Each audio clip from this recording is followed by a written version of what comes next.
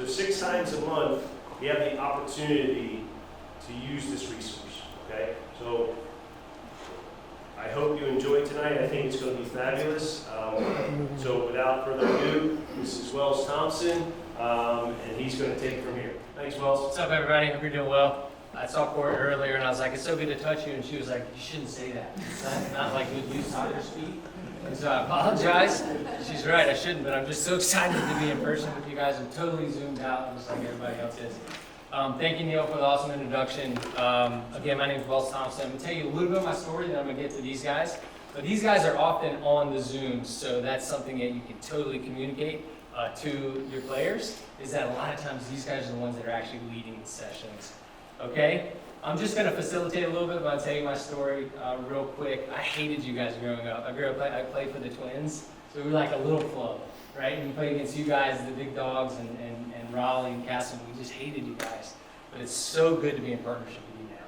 I like you now, okay? All right? So for me, guys, personally, drugs and alcohol ravaged my life as a kid. No joke, I started using when I was 11, 12 years old. I spent a year and a half from 16 to 18 in a lockdown facility in upstate New York. Right? I had ambitions to play college soccer. I walked on to Wake Forest. When I was drafted 5th overall, the coaches said, Wells, we thought you'd never play a day at Wake. My greatest asset as a youth player was my mindset. It really was. All the crap that I went through as a kid really prepared me for when I went to Wake. And I had a good career. I played 9 years professionally. That's a mindset shift for me. I had a good career. But I really struggled. Depression, anxiety, suicide ideation because I wasn't starting, eating disorders.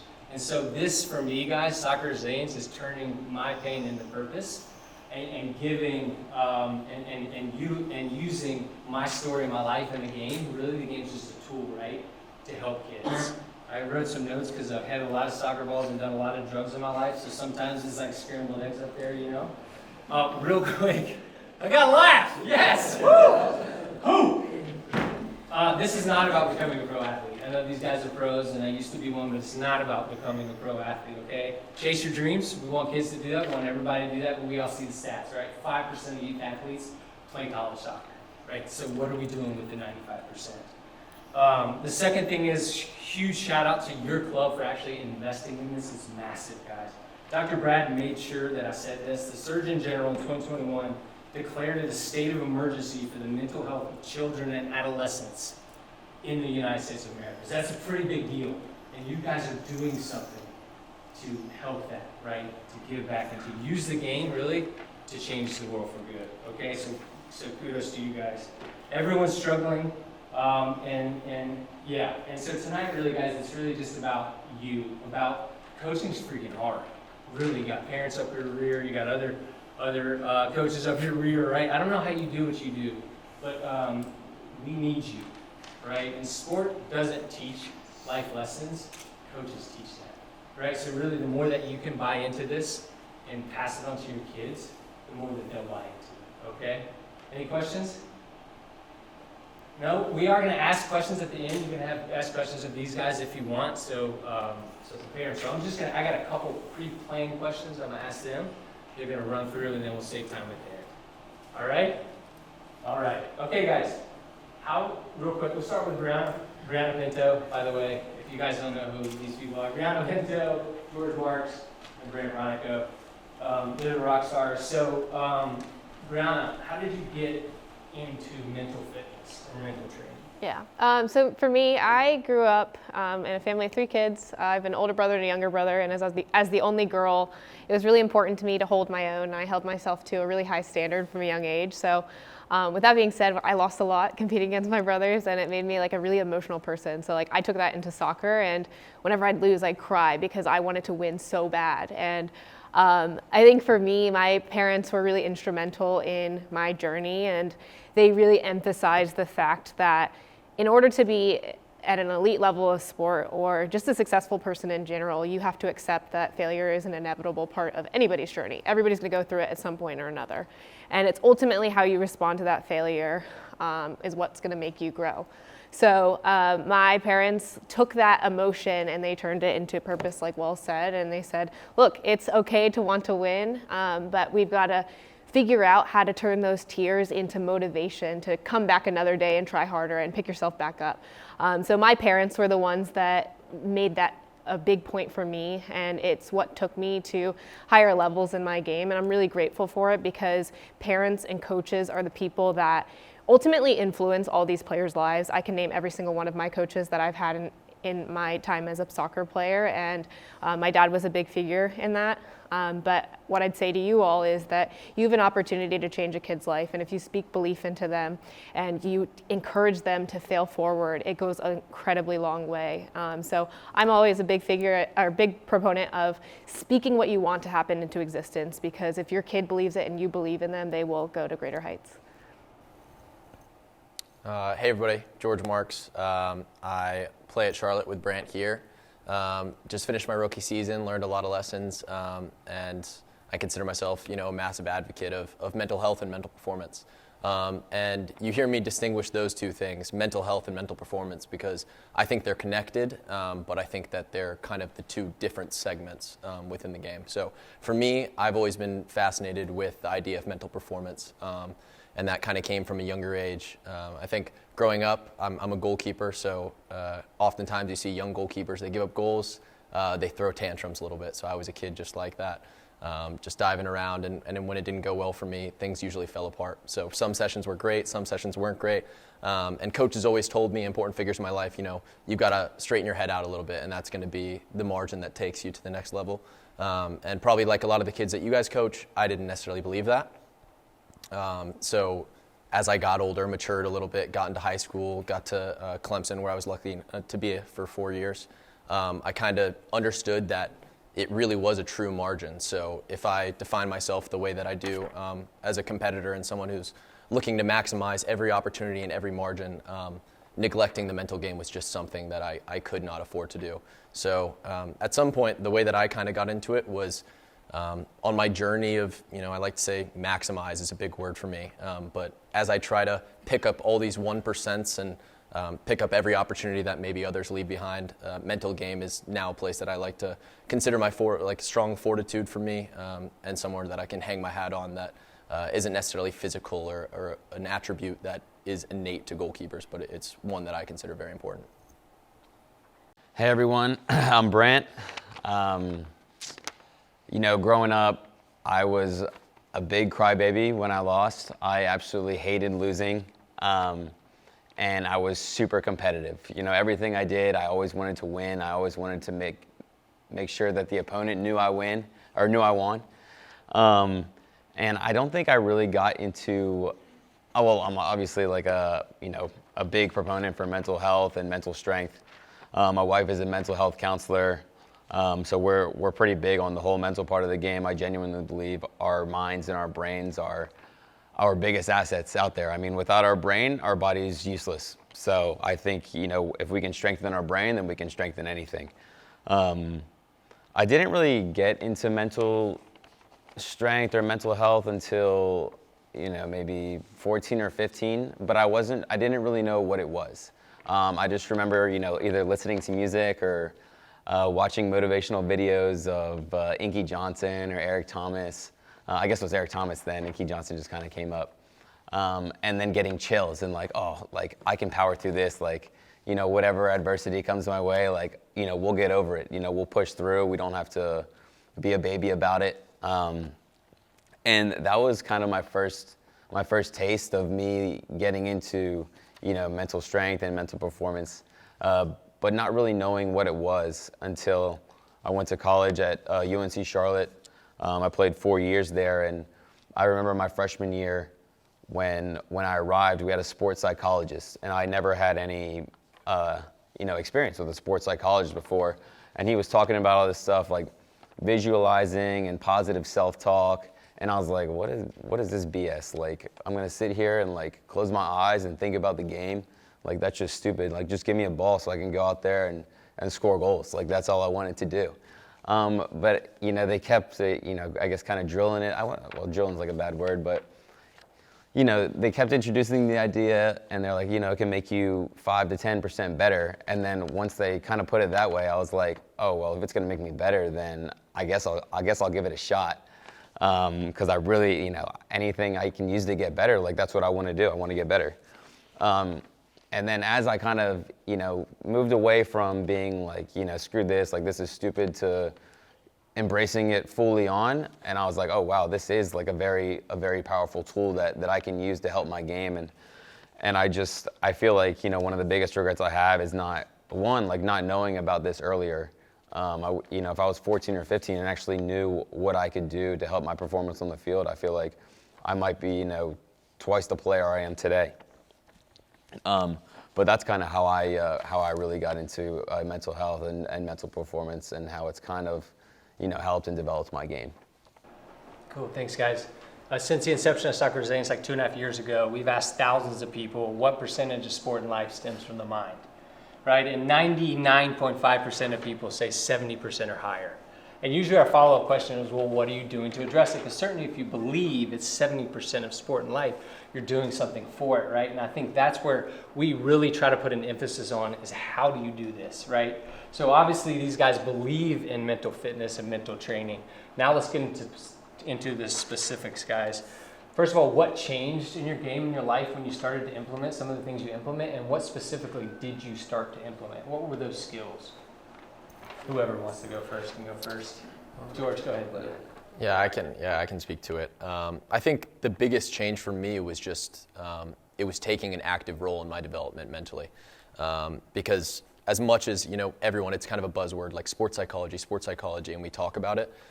We've not really gotten to the point in the game yet where we address it just like technical and tactical training on the field, which we would never neglect that. We would never not train 4 or 5 days a week on the field, but we find it hard to believe that in order to develop mentally, we need to go out and have the same sort of mental training. So that was the biggest thing for me, was understanding that if I was passive about it, and if I just led with my natural tendencies, then I was going to continue to have natural results that were maybe predestined for me, and I kind of wanted to change that route and, like I said, be active with it. So a lot of the particular things for me, they've developed along the road, and they've become more nuanced as I've grown as a soccer player and as a human being.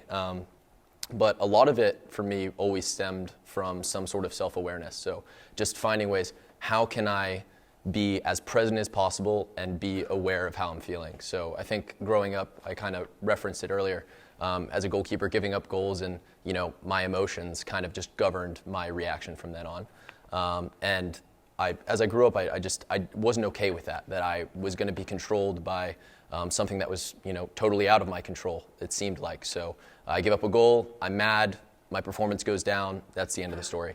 So I kind of wanted to rewrite that story a little bit. So looking into things like meditation is something that I'm a big advocate on now, and maybe isn't necessarily the main thing that you're going to be pushing on to youth soccer players, ages 12 to 15, but it's something to definitely keep in mind, and still keeps the theme of self-awareness at its heart. So finding ways that you can understand how you feel, separate yourself from them, and decide whether you want to hold on to a certain emotion or let go of it. So that's some of the things alongside of journaling. I'm a big fan of putting things to pen and paper, which I think is good for anyone at any age, from coaches like ages of yourself to youth players, all things that are fantastic in controlling your emotions, identifying them, and trying to push toward the outcomes that you want in the end of the day.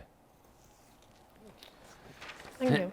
You got it? No, you go ahead. Okay, I think for me, I mentioned earlier that I was like super emotional, and I would let the last play affect my next play. I would dwell on when I made mistakes, and for the first time in my life, my parents implemented the mantra, next play.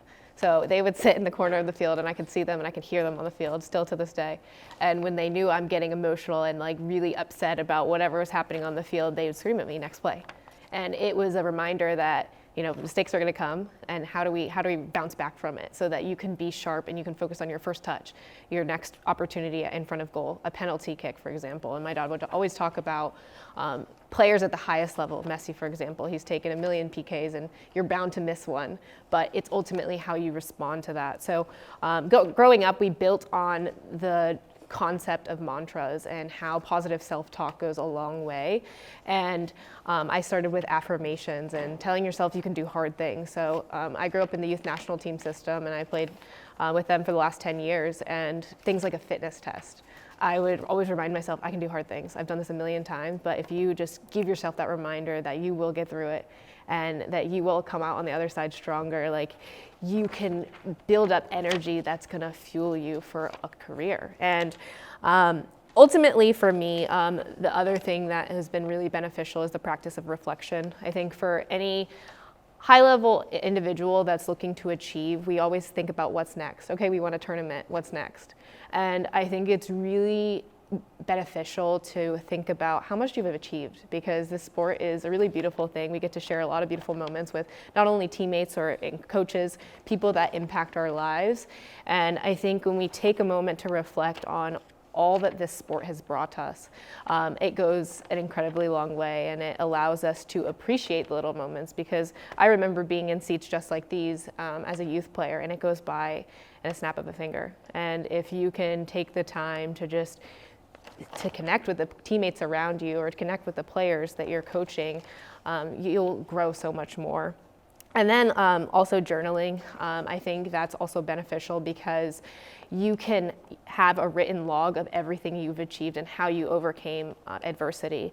So when you go through your next point of adversity, you can reflect on what you did in the past that worked and how you can use that for the future. So those are a couple of things that have been really beneficial for me. Yeah, for me, kind of like Brianna, I'm like my biggest critic. I'm so hard on myself. Like nothing that anybody tells me or has told me is worse than what I've told myself. And that I didn't wake up one day and realize, but over the course of time, I could kind of reflect on my emotions and like my mistakes, and it's like, wait a second, like this isn't making me better. Like why am I so hard on myself when I make a mistake? As opposed, because when I do something good, I'm not like, oh wow, Brent, you're amazing, you know? But when I do something bad, I'm like, you know, a lot of provocative words, and it's not beneficial for me. So I feel like the biggest thing for me and what helped my game was the positive self-talk. Was one, being aware of what I'm doing on the field, and two, how am I responding to myself when something bad or something good happens.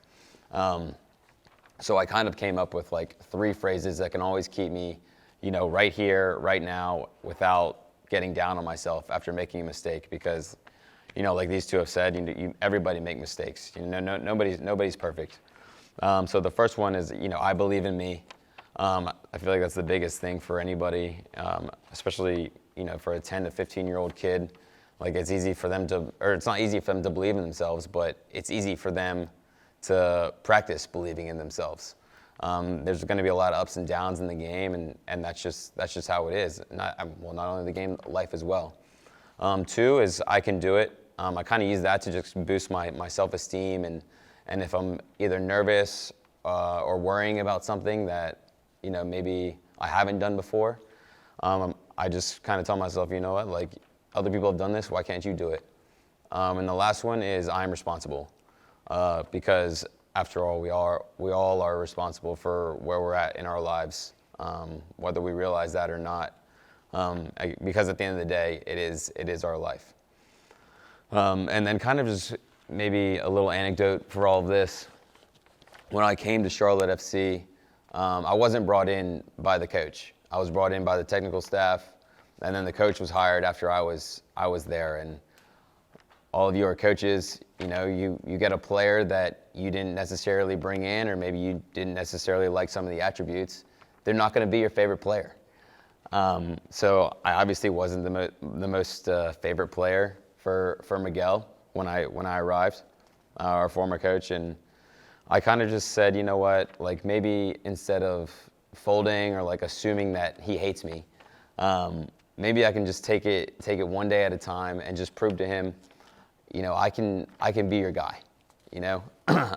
So I referenced these phrases every single day and had faith in what I could do, and ultimately it worked out. So I just feel like the positive self-talk and these little phrases really kept me in the moment and improved, 1, my game, and 2, my overall emotions regarding, you know, mistakes or mishaps I might have had.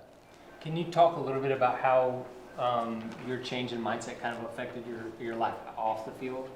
and who you were as a person. You remember we were talking about that yesterday a little bit.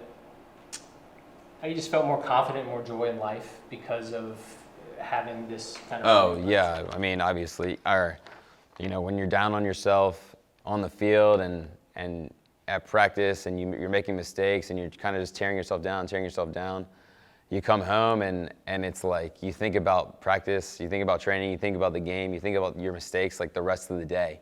And you're not a very fun person to be around when you're negative or you're down on yourself. So after, once I applied these phrases and to my life and to my game, I was able to almost just like let it go when I got home, as opposed to dwell on it for the rest of the day. Because I'm sure a lot of you, if not all of you, have played the game before, and maybe you have a bad game or a bad training session, and you come home and it's like, man, that sucked. And you just it goes at your brain like the rest of the day. And you want to get back out there and try to make it right, but you just can't do that. And what's done has been done. So kind of just using these phrases, saying like, I believe in me, I can do it, I'm responsible for this and for my play. How can I be proactive and how can I do better tomorrow? Yeah, cool. I remember having a conversation with Brant. Like, my mantra as a pro when I didn't start was I suck.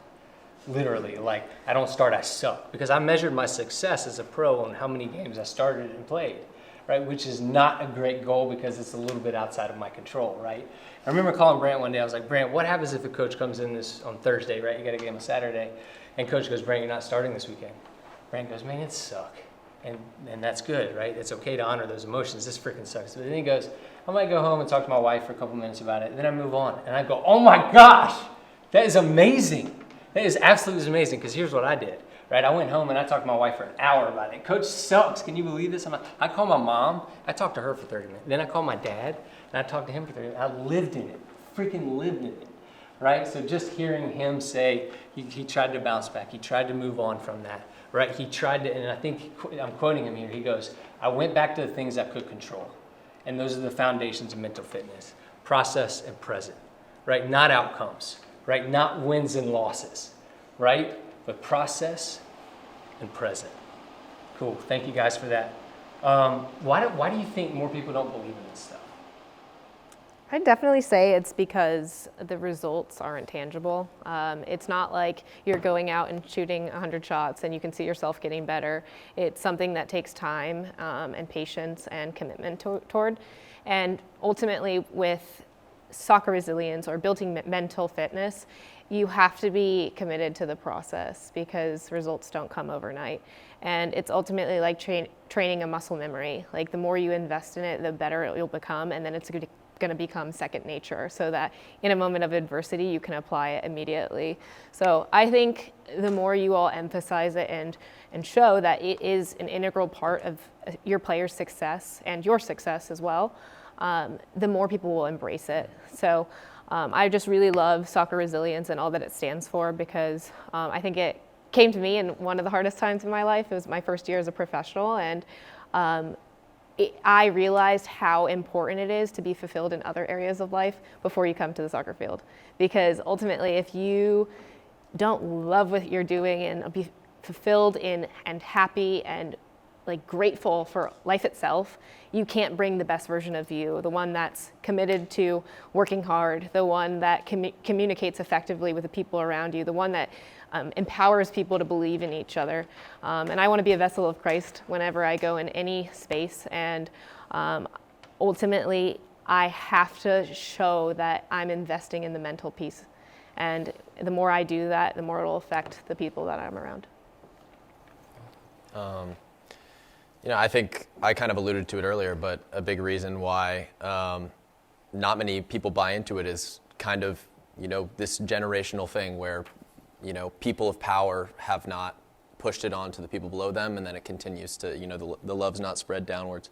And I think it's a little bit of a virus where the mental side of the game is viewed we talk about it in sports psychology as you put things into, a growth mindset bucket and a fixed mindset bucket. I'm sure you've heard it before.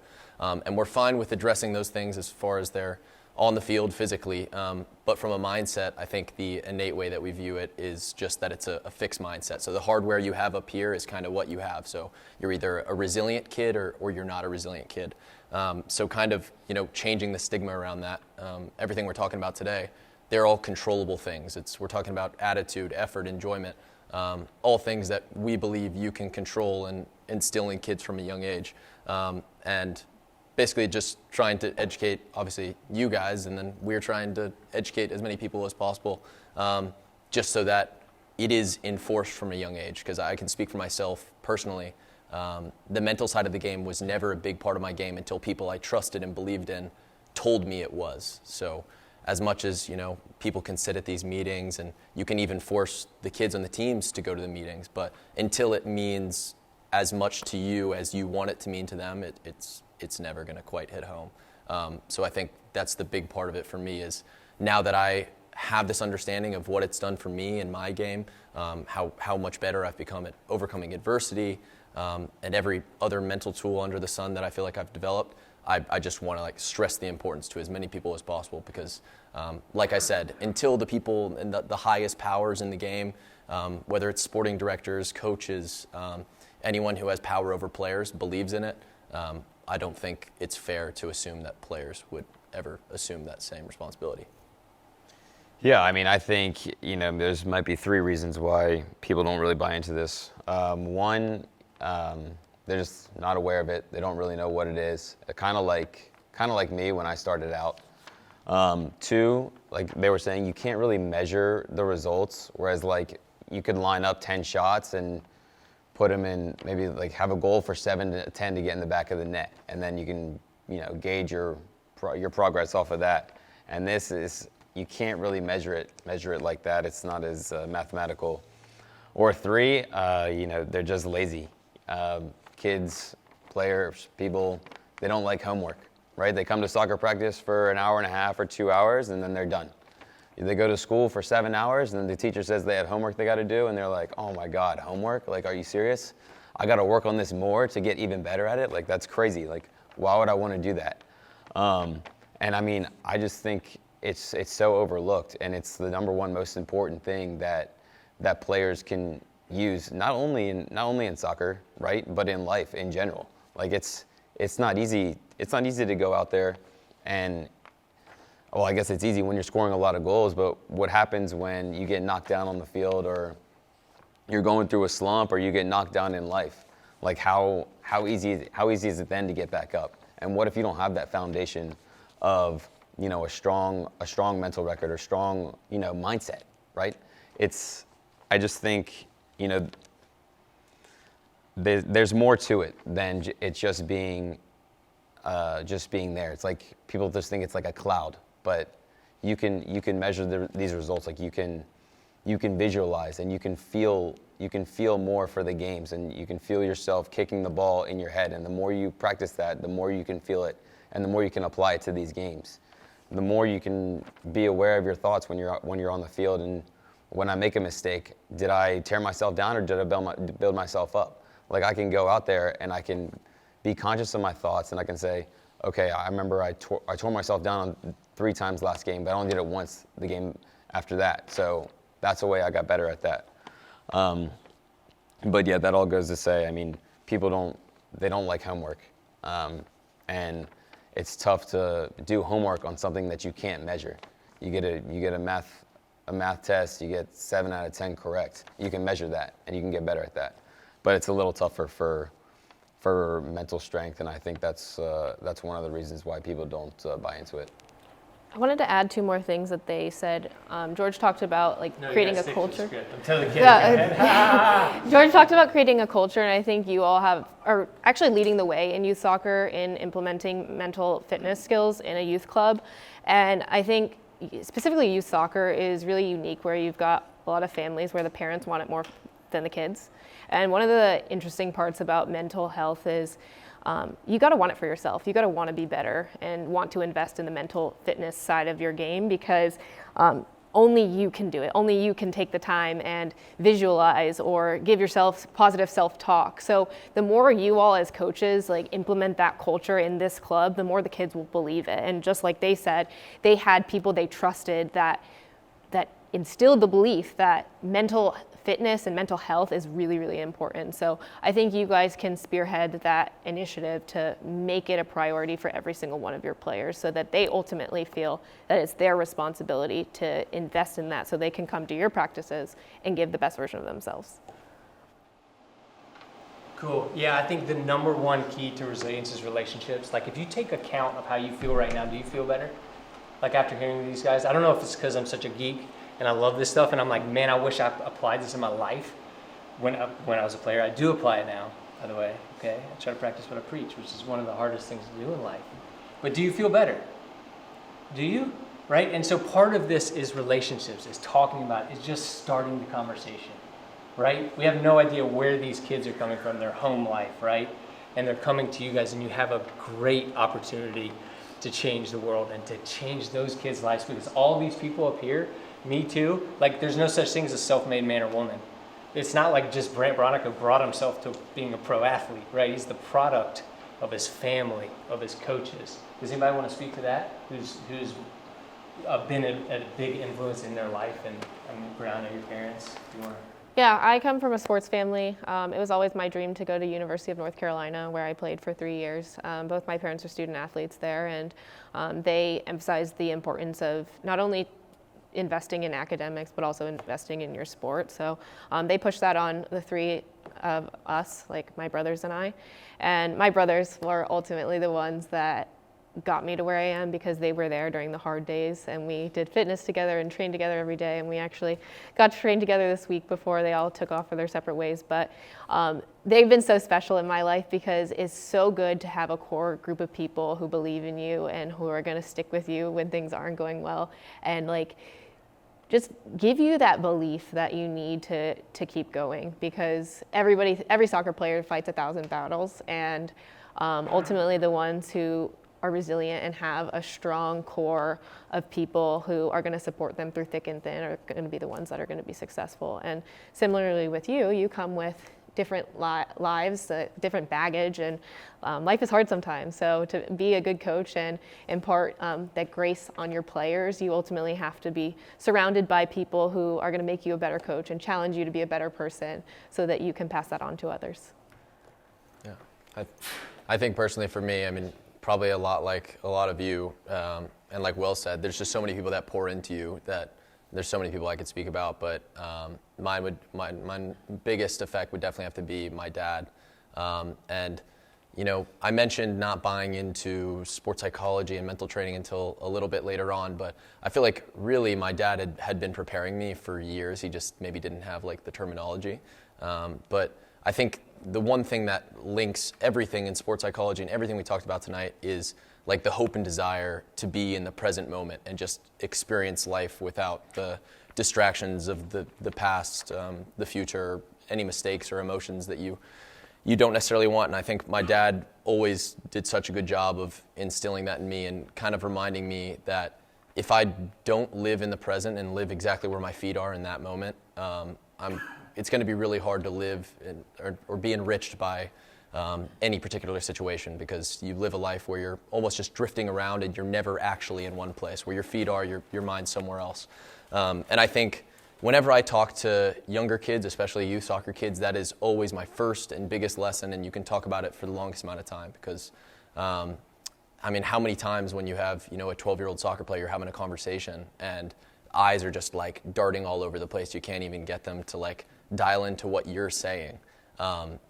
And then we expect them to go out on a soccer field and focus on a ball when there's a field going on over here. There's the parents are screaming random things.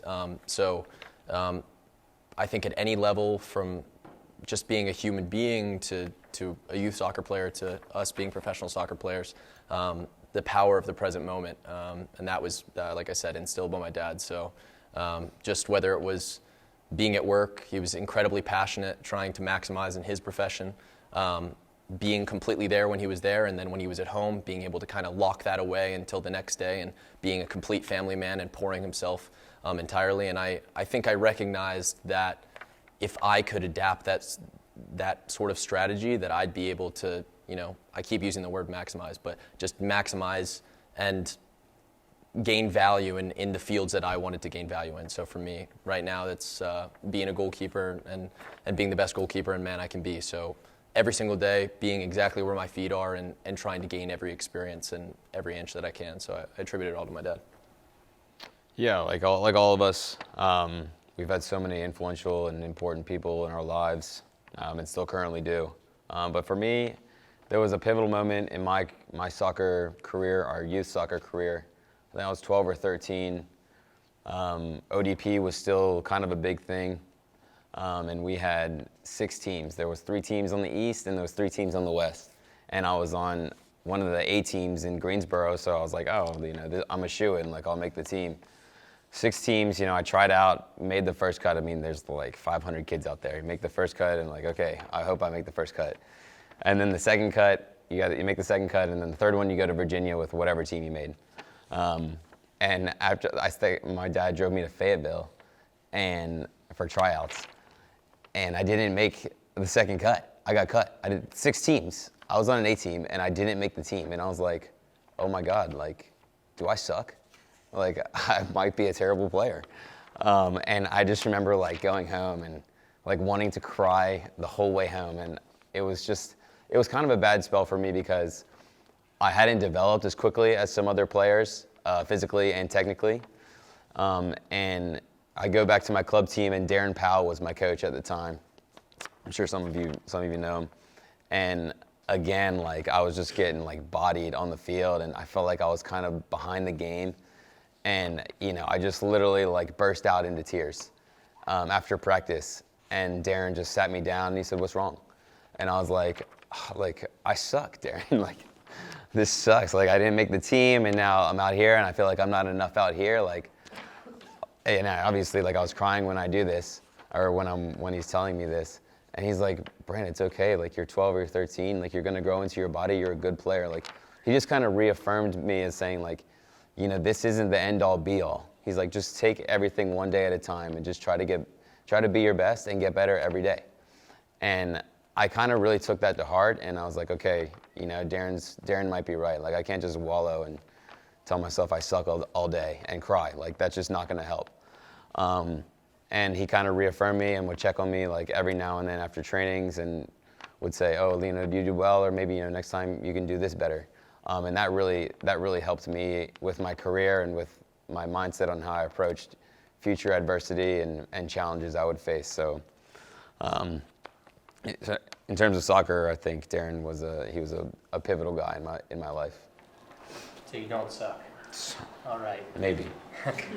I'm gonna close out here. One of the things we urge the kids to do, anybody we talk to do, is don't just believe it because we say it, right? We certainly don't have all the answers. The only way this works is if you take this and make it your own, right? Because we all know what it's like to get fit, but when it comes to the mental aspect of things, we're all different, right? So what works for Brant maybe doesn't work for me, right? So we're encouraging the kids to push back, to challenge us, to doubt us, to question us. And so we leave you with that as well. As we close out, I got nothing else to say, but one more thing actually, is that you don't have to have all the answers.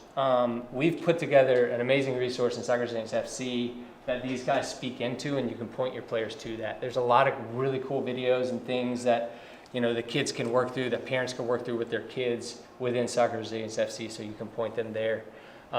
Last thing I'll say is we appreciate you guys so much, and we're here to serve you in any way we can. If you guys got questions for these guys, go ahead. Put their feet to the fire. Yeah.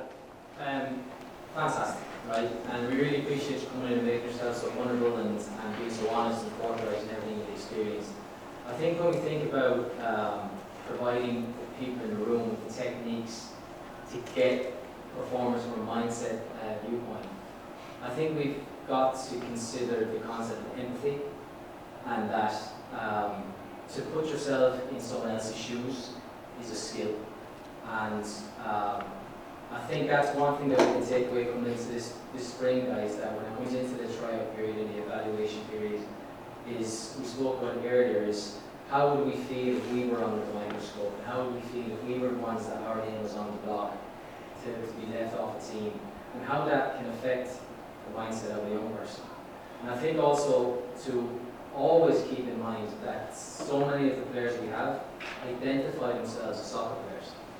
And a big part of their identity is what they do in the evening and on the weekend. And we have to be very, very careful with that. It's a very fragile part of a kid's social identity. We talk about getting the best out of somebody. I think, Brianna, you spoke quite a bit about belief. And I think it's very easy for us as coaches sometimes to look out on our team and we're underperforming, or a couple of people are underperforming, and we assume that it's their attitude. And we assume that they're not bought into it.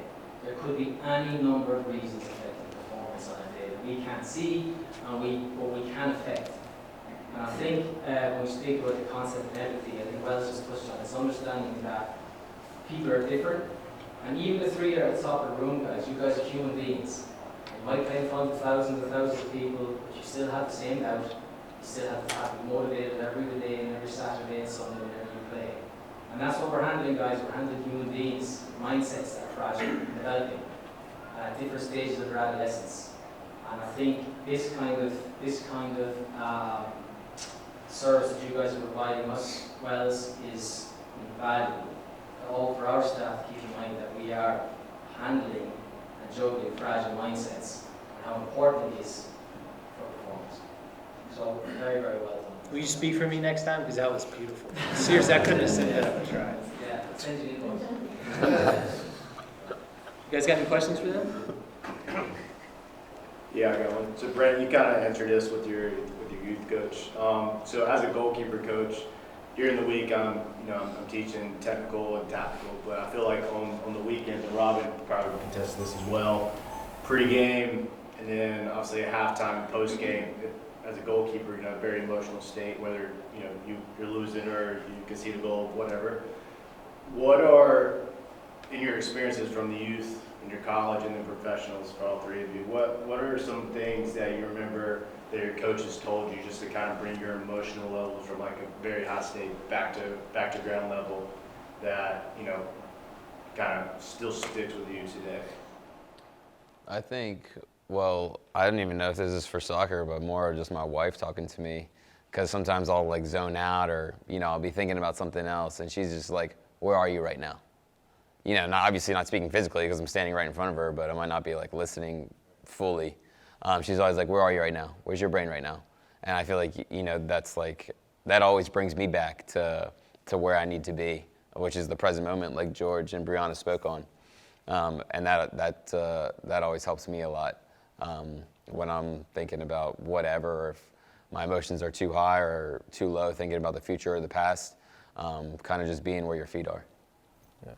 I mean, I can speak to that exact situation as a goalkeeper, mainly because it was always something my youth goalkeeper coach did a really good job of, was like always at halftime, just like a hand on the back saying like, maybe it necessarily, especially as I got to higher level, wasn't like the most positive message, but it was reinforcing that regardless of the performance I just had, this was like a human being who still cared about me, and like that I was still like a good, valid person. Because I think, like he referred to back there, we especially, I know we definitely tie, our value, our image, everything into how we play on the field.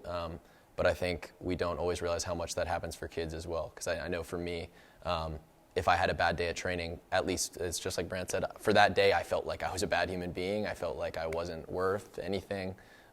So I think like the power of positivity, even when it doesn't necessarily need to be false, but there's a way to, we all know there's a way to be, to criticize that you can still show you care, and that the relationship you have with that person is going to stand whether they gave up, 15 goals through their legs at half or whether they made, 15 worldies. It doesn't matter. You still care because you're their goalkeeper coach, and you have that relationship.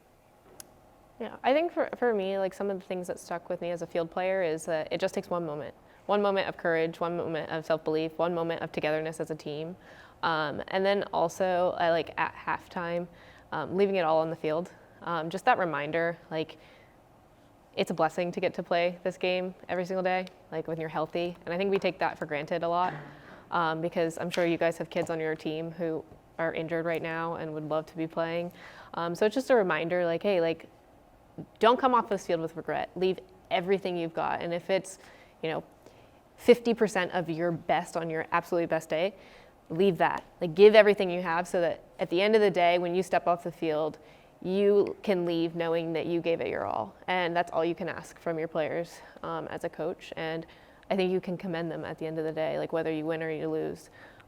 Did you give it your all? And if they answer yes, then that's something to be proud of, because that's their growth and that's their progression as becoming an elite player. I think if we just think about, Brandy spoke about winning and losing, and Brianna, you touched on as well how competitive you are, and George, you said the same thing, similar, just where you get yourself down. I think when we think about at the level that we're working at, is fulfillment for players and what's fulfilling them, and being upset at losing or being elated at winning. It's not the winning and the losing. There's something in between that's not fulfilling them along the way. And I think that's whether it's the performance or whether they feel like they've let their teammates down, they've let their coach down, let themselves down. There's something in there that's not just about the result. And I think that's where the sweet spot, if we can find it with the players when it comes to performance, is that's where we're going to get the extra couple of percentage points out of the players. And connecting with them more on that mentality that we're looking for. Because that's just the outcome, right? The result, the win or the loss, that's just something along the way that's upset them so much. Especially in our sport, where it's not one action, it's not certain action, it's multiple, and something has happened along the way that has affected their self-esteem, and that's where they've fallen down. So we'll all be sports psychologists, I suppose, but that's trying to find that performance mindset where they're not just focused on the results, they're not just focused on that. And I think you spoke on a brand about the tangibles and the metrics of a math test, 7 out of 10. But some of the players that you get to work with that work harder, that's their tangible. Well, I've worked harder today, or I was better today than I was yesterday, or I've done my running, or I've done my extra touches. That's their fulfillment. And the result is just the outcome. And I think if we continue to convince the players of that, is that it's along the way. You said it's short, right? Your career's 35, 36 years of age and you're done. And you're a long life after that. And then make sure there's no regrets once you're done. I think adding on that as well, I mean, I can speak to it just as, I've just told you I've come off my rookie year as a goalkeeper. Everyone knows, especially at the professional level, one goalkeeper's playing. So I've come off a season, I've only played 5 games, which is the least I've played since I can really remember. And it seems kind of like a complicated skill, but it's something that can really be applied, and I think it's exactly what you're talking about. It's just the idea of defining your success, because for everyone it's going to look different. For Brant, this year, success looked very different than it did for me, because if I was only, defining my worth and my success based off how many games I started, how many, tangible things I did in game, this year would be a massive failure. I played 5 games, From that sense, I didn't get a ton out of it. For him, he's played every game, he's got different measurements. So for me, that was something big, is when I realized, okay, maybe I've got to be ready for my one game that I do come in, but I'm not playing every game. So what is my success going to look like? And for me, it was just daily improvement. It was literally just, seeing that little linear check up. There's a plateau sometimes. All right, how can we get back to that? And that's going to look different for everyone. But like you said, maybe that's effort. Maybe for that kid, defining success is effort and giving everything. Maybe every touch was absolute crap, but he gave everything the entire session. And that's enough for him to go home and be happy, which ultimately, especially for youth, we've got to find a way to do that, because at the end of the day, it is a game, no matter how serious we want to take it. And the enjoyment is just always going to be such a big piece. Yeah, it's well said, George. Can you tell me about that weird mantra thing that you do? You know what I'm talking about that you've shared with me? I've got a few, yeah. Unfortunately. He's a Clemson guy. Yeah. Of course. There you go. But no, a lot of the times, everything that he's talking about, it's just finding ways to anchor myself to the present moment, and then ultimately, to my core values. So who do I want to be as a man and a goalkeeper? So a lot of times it's just a lot of body triggers. It's things that I've assigned meaning to. But the one thing I always say is, I keep saying the word maximize, but I say I want to maximize my potential. as a man and a goalkeeper, I'll literally repeat that in my head over and over. I write it on every piece of paper I own, every little chalkboard I can write it on. I write it in the mirror when the steam fogs up in the shower. Like, it's just kind of pound it in my head. And just ultimately trying to get that percentage of all of my daily actions to align with that's ultimately my why. I feel like that's my belief. If I can get that percentage high enough, it's never going to be 100 because I'm a human, but if I can get that percentage super high, ultimately I believe that I'm going to get the outcomes that I hope and dream for.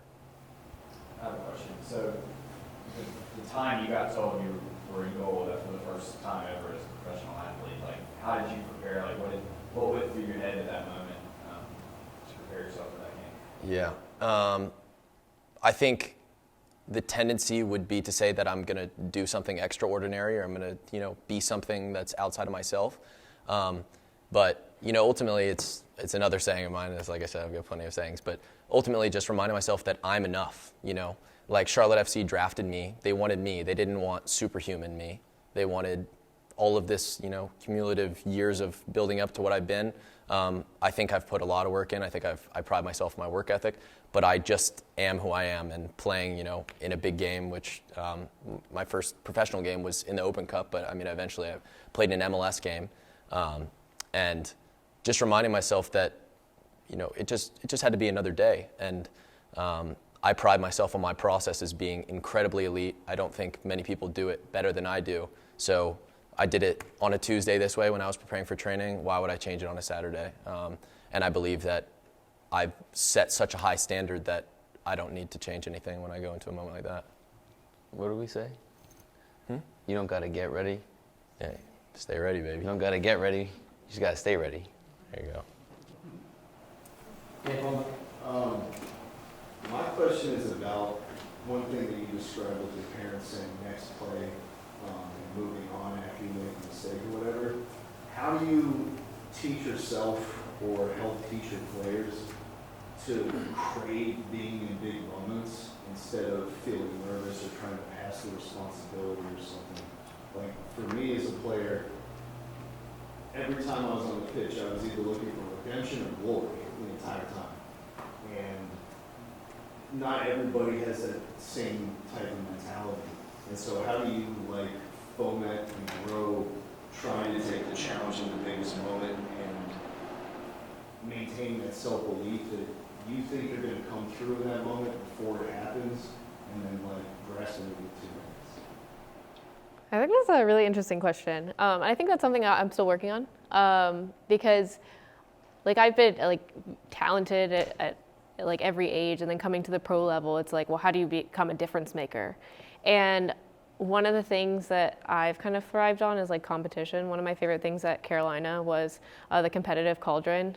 We were all pitted against each other, and I know that's not for everybody, but you want to strive to be on top. And you always want to grade yourself as did I do well? Did I improve? And I've competed against myself ultimately, but you can just talk about to your kids, there's a never-ending ascension. And we get an opportunity when we step across that line.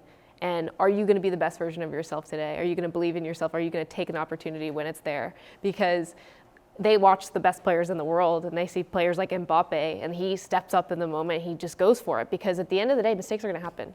And I know it's cliche, but it's you miss 100% of the shots you don't take, and that's literally true. If you don't practice the art of taking the moment by the horns and going after it, you're never going to develop it. So why not try it here when the stakes aren't as high? Because if you strive to go to college or play pro eventually, this is the opportunity to get better, and you're going to have a team of people who are going to pat you on the back and say, hey, you got it next time. Let's get after it. And I think the more you build that culture, and the more everybody chases excellence and success, it's going to permeate within your culture of your team.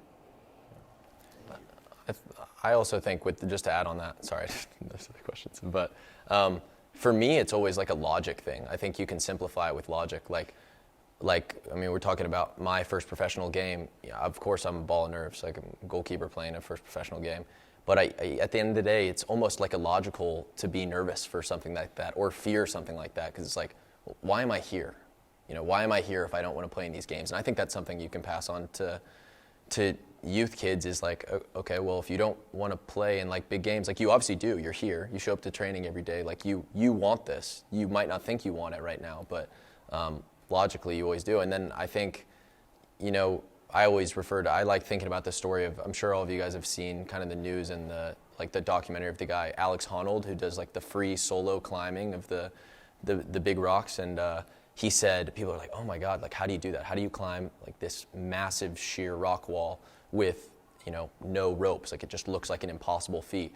And he says, he did it so many times and it looks impossible because the consequence has become so high, which I think we can relate that to, a big game. I don't like to ever say big game. I think it's just, another game. But a game where the consequences are higher is obviously different than a game you're just playing on the park. There's no cameras or anything like that.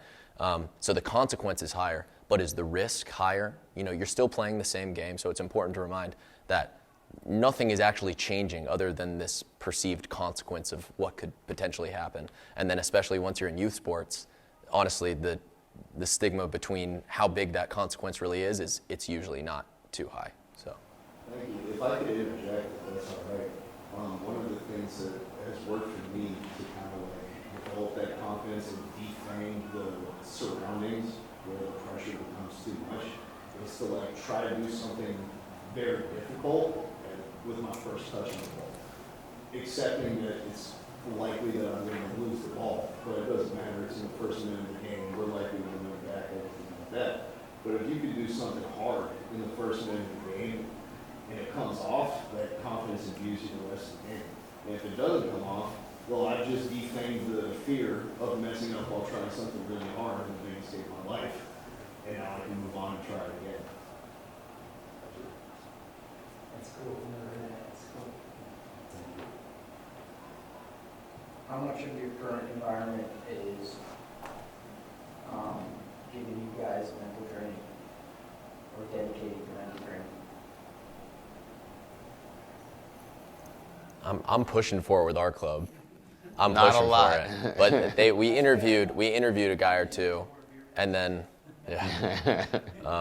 we interviewed a guy or two, and I don't think it quite came off. But there's a few of us who are pushing for it. But just like we said, if it's not valued by the people above, it's usually it doesn't get instilled. So luckily we've had people who have instilled it, whether or not they're at our clubs now. But just think about there's young players who are who are coming through our club now. Like on our team personally, we've got a few like 16, 17 year old kids who just signed homegrown deals. If the club now, Charlotte FC, is not valuing sports psychology, are those kids gonna believe in it when they become my age? I don't know. So it's important. Two questions for you. From that standpoint, if this is an immeasurable thing, they're running a business, why invest in this? And then two, from your point of view, it sounds like you guys kind of started thinking about this or train on this at a college level. What do we do? Where do we start with these kids? Yeah, I'd say one, profit-wise, it's super well documented as far as research, as far as actually we're not talking about opinions, we're talking about tangible evidence that your outcomes on the field as far as your ability to stay present, your just outcome measurements in elite sports, but particularly soccer, are going to go up when people are mentally strong, confident. You can break down mentally strong into a million different buckets. And then your second question, just talking about how to break it down. It's some of the stuff is what I'm saying earlier. I work with some young kids now, some in this club, some outside this club, about how to improve mentally, and that's always the hardest sessions for me because I feel like I have all these relatively high level thoughts that are not going to apply to an 8 to 12-year-old. So that's when I simplify it into something as simple as focus. Parents will always come to me and say, I just want my kid to focus on the field. And it's an incredibly complicated thing, but you can break it down into, just finding ways for kids to at least connect that idea of, okay, if the majority of my focus is on the ball or whatever action is going on in the game, I'm going to play better and have more fun. Just even those little connections, it's almost like an aha moment. You can say, I reference the kid looking over my shoulder when I'm talking to him, and I tell him, what are you thinking about when you're looking at that person in the coffee shop behind me? Are you listening to me? No. You know, you're thinking about what that person has just ordered for coffee. So think about in the game. If you're not looking at the ball, you're looking at the parent on the sideline. Are you fully dedicating to the ball? So just an example, but it's incredibly hard to dumb down, but it's impossible or possible. I think the other thing I'd add is, good. I think the other thing I'd add is like you said, 95% of kids don't take this to the collegiate level, and a lot of parents are paying for it for enrichment opportunity. And they want to see life skills be developed in elite sports. And I believe that coaches are the top 3 most influential people in a child's life. I think it's a parent, a teacher, and then a coach, because you spend quite a bit of time with all of these players and honestly have a big influence over how the course of their life goes and whether they believe in themselves. So if you can take that time and be intentional about teaching them lessons about being focused, being present, self-belief, being a good teammate, like having compassion, empathy, working hard so that you can ultimately achieve your goals, setting goals, because those are all things that are going to help them prosper in life. And parents are going to see the benefits of that in other areas of life, whether they're excelling in school or in their other extracurricular activities. And they can see the influence that they get on the soccer field because it's all interrelated. If you are fulfilled in other areas of life and you come to soccer, you're going to excel. And you guys have a really big role in that. Before we wrap it up, I just kind of wanted to, I've been thinking the whole time about the why.